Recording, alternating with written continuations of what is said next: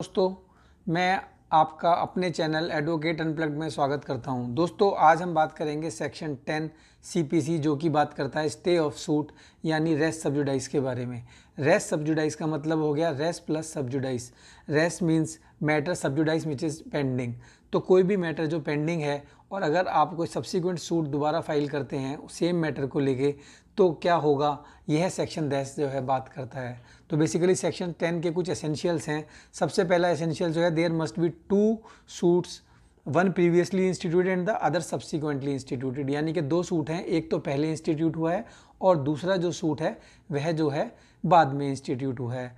और जो मैटर जो सब्सिक्वेंट जो सूट इंस्टीट्यूट किया है वह directly and substantially in issue है जो कि पिछला सूट इंस्टीट्यूट था प्रीवियस उसके अंदर भी, यानी कि कोई मैटर जो है अगर directly and substantially issue previous suit में था और उसी के ऊपर आप नेक्स्ट सूट फाइल करते हैं तो, और जो सूट है वह बिटवीन वो जो पार्टी जो सूट में है वह सेम है या रिप्रेजेंटेटिव्स हैं, या अगर मान लो सेम टाइटल जो है उसके अंडर वो लिटिगेट कर रही हैं, और जो केस जो चल रहा था पहले कोर्ट में वह जो कोर्ट है कॉम्पिटेंट जुरिस्डिक्शन का कोर्ट है, मतलब कि वह कोर्ट जो है उस मैटर को डिसाइड कर सकता है और यह किसी भी कोर्ट में हो सकता है। दोस्तों, उसी कोर्ट में आपने सब्सिक्वेंट सूट इशू की सूट आपने फाइल किया या पूरे इंडिया में कहीं भी फाइल किया या कोई भी कोर्ट जो सेंट्रल गवर्नमेंट ने बनाया है उसके अंदर अगर आप सूट को फाइल करते हैं तो जो आपने सूट जो सेकंड सूट फाइल किया है उसको कोर्ट जो है स्टे कर देगा। लेकिन मान लो अगर आपने कोई कोर्ट में सूट फाइल, जैसे फॉरेन कोर्ट में कोई केस चल रहा है, तो फिर यह जो है आपके सूट का इंस्टीट्यूशन को बार नहीं करेगा। तो दोस्तों, बेसिकली ये रूल जो है ये यही कहता है कि अगर मान लो दो पार्टियों के बीच में सेम मैटर को लेकर अगर कोई केस चल रहा है तो आप दूसरा सूट उसी को लेकर जो है आप नहीं फाइल कर सकते। तो दोस्तों, इसके लिए एक एग्जांपल लेते हैं। सपोज़ करिए कि मान लो एक आदमी ने अपने किसी टेनेंट से किराया लेने के लिए केस फाइल किया, तो जब उसने किराए के लिए केस फाइल किया, लेटर ऑन क्या हुआ, उसका बच्चे बड़े हो गए तो उसने ना उस प्रॉपर्टी को वापस भी चाहिए, तो वो सेकंड सूट फाइल करता है। जो प्रीवियस सूट के बाद केस जो फाइल किया उसमें जो है रेंट, एक तो रेंट मांगता है अपना और दूसरा जो है प्रॉपर्टी का इजेक्टमेंट मांगता है। तो दोस्तों, इसमें जो है सब्जेक्ट मैटर जो है वह डिफरेंट हो जाता है, सेम सब्जेक्ट मैटर नहीं है, तो ये जो है रेस सब्जुडाइज से बाहर नहीं होगा। लेकिन अगर सेम मैटर है, सेम पार्टीज़ के बीच में है, तो वह जो है रेस सब्जुडाइज से बाहर हो जाएगा। दोस्तों, ये बेसिकली एक सिविल रेमेडी है।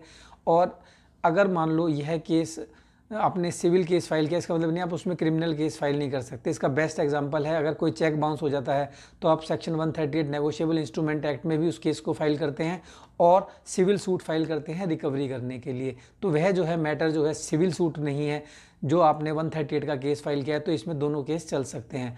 वहीं से सिर्फ वहीं पर बार होगा। बार भी बेसिकली इतना होगा कि सूट का जो है स्टे हो जाएगा। सूट का फाइल करना बार नहीं है इसमें दोस्तों।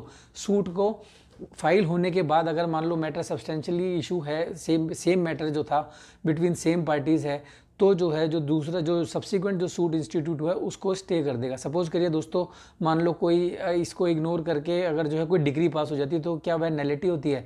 तो नहीं। अगर मान लो कोई डिग्री पास हो गई, since it is a procedural law और प्रोसीजर की डिफाइन किया हुआ है, अगर मान लो कोई डिग्री जो पास हो जाती है then that degree is not a nullity. तो बेसिकली रेस सब्जुडाइज जो बात करता है दोस्तों वह कहता है कि मान लो अगर आपने कोई दोबारा केस फाइल कर दिया या आपने कोई सब्सिक्वेंटली सूट फाइल कर दिया जो कि और उसी मैटर पे आपका कोई प्रीवियस सूट भी चल रहा है सेम पार्टीज़ के बीच में या रिप्रेजेंटेटिव्स के बीच में, तो वह जो सूट है वह बार होगा। वह जो सूट जो है उसकी जो प्रोसीडिंग जो है, ट्रायल जो है वह कोर्ट स्टे कर देगा। ट्रायल का भी काफ़ी लंबा, ट्रायल का मतलब हो गया जब से केस फाइल किया और बिफोर डिसीजन, किसी भी टाइम पे किसी भी स्टेज पे जो है आप ये प्ली लेते हैं तो कोर्ट जो है इसको बार कर देगा। जनरली मोस्टली क्या होता है, जब आप रिटर्न स्टेटमेंट फाइल करते हैं तो आप उसमें प्ली लेते हैं कि भाई ये रेस सब्जुडाइज से बार है, तो उसमें कोर्ट जो है स्टे कर देगा। सूट को डिसमिस नहीं करेगा लेकिन कोर्ट स्टे कर देगा। मेन पर्पज़ इसका ये होता है मल्टीप्लिसिटी ऑफ सूट जो है ना हो, यानी कि आप एक ही मैटर के लिए अगर बार बार लिटिगेट करते रहेंगे तो इससे कोर्ट का टाइम भी ख़राब होगा और लोग पैसा भी ख़राब होगा।